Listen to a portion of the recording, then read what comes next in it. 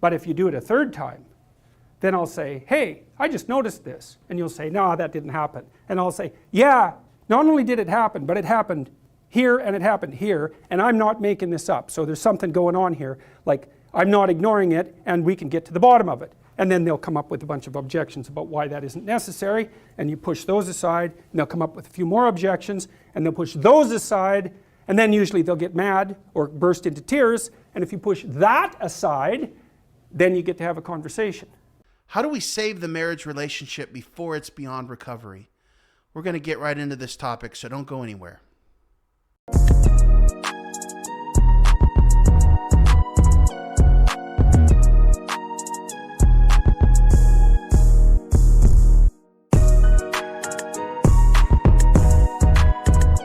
Hey everybody, Marriage Ranger here. I want to thank you for visiting the channel today. And I also want to remind you to like and subscribe if you enjoy the content. The algorithm will be very kind to me with every new like and sub, so I certainly do appreciate that. Disrespect can lead to a breakdown in communication and intimacy, creating a rift between spouses. It's a sobering reminder of the significance of mutual respect in nurturing a healthy marriage. As Marshall Rosenberg emphasizes in his book, Nonviolent Communication, A Language of Life, he says, disrespect breeds resentment and distance.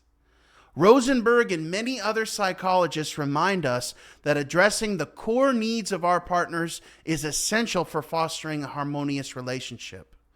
Ultimately, both husbands and wives are called to love and respect each other unconditionally. There are no grounds for ceasing expressions of love and respect. But one thing that we tend to do when respect for one another is not demonstrated is avoid the problem. We check out. We simply step back and walk away and act like we have no part in this anymore. So let's watch this clip from a lecture by Jordan Peterson. I think we're going to learn a thing or two. I usually use a rule of 3. If we're interacting and you do something that I find disruptive, I'll note it. It's like, potential dragon, gone. And I leave it be. And then if you do it again, I think, oh yeah, that probably wasn't merely situational, but I'll leave it be because that's still not enough evidence. But if you do it a third time, then I'll say, hey, I just noticed this. And you'll say, no, that didn't happen. And I'll say, yeah, not only did it happen, but it happened here and it happened here, and I'm not making this up. So there's something going on here, like I'm not ignoring it, and we can get to the bottom of it. And then they'll come up with a bunch of objections about why that isn't necessary, and you push those aside, and they'll come up with a few more objections, and they'll push those aside, and then usually they'll get mad or burst into tears, and if you push that aside, then you get to have a conversation.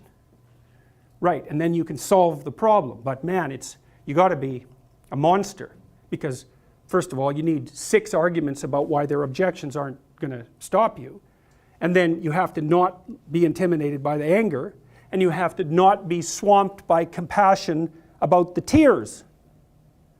And then you can have a conversation. And people don't do that. They won't do that.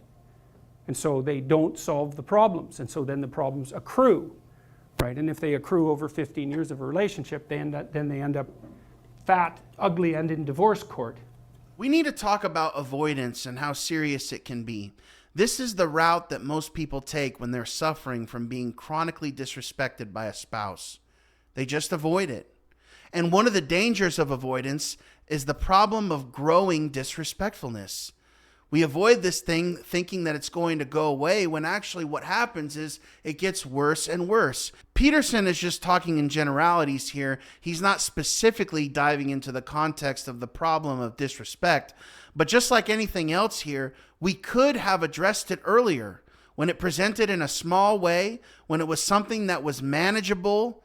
But it seems that our human nature is too dismissive, and we figure that the problem will just go away on its own if we ignore it for long enough. Everything will be just fine if we just walk away and refuse to work on these things. My husband or my wife loves me, so it's going to be fine if I just shut up, pretend like this didn't happen. Of course, this is a wacky way of thinking about things. And Peterson is just talking about how to overcome all of the distractions and hurdles so that we can get to fixing the problem. And it's so difficult because even when we're finally willing to address the problem and get to the source of the disrespect, and really exert energy on it and look for a solution, most of the time, the other partner doesn't want to do this.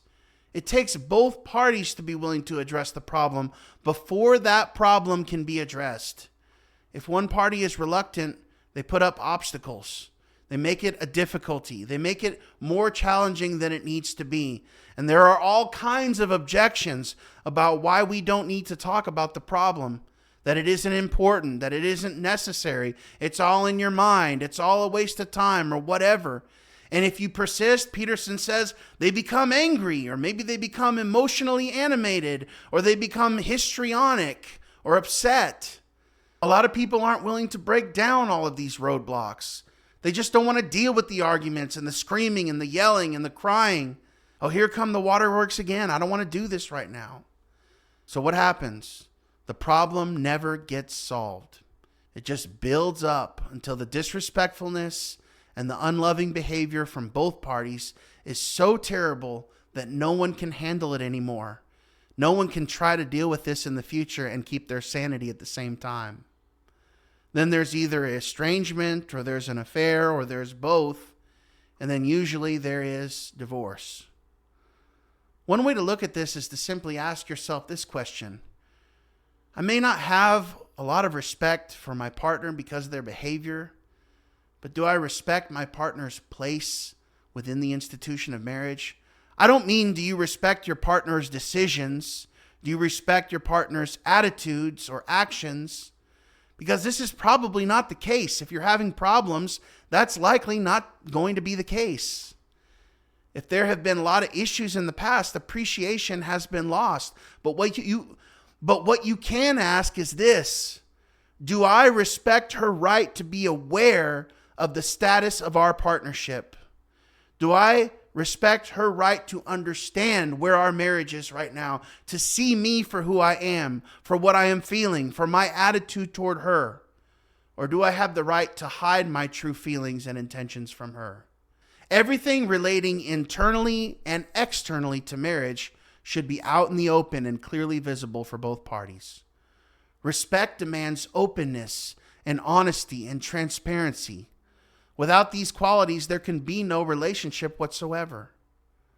Just one more thing. We have to be willing to address at any time whatever is hindering respect. And we need speech that clearly opens up doors for knowing one another intimately.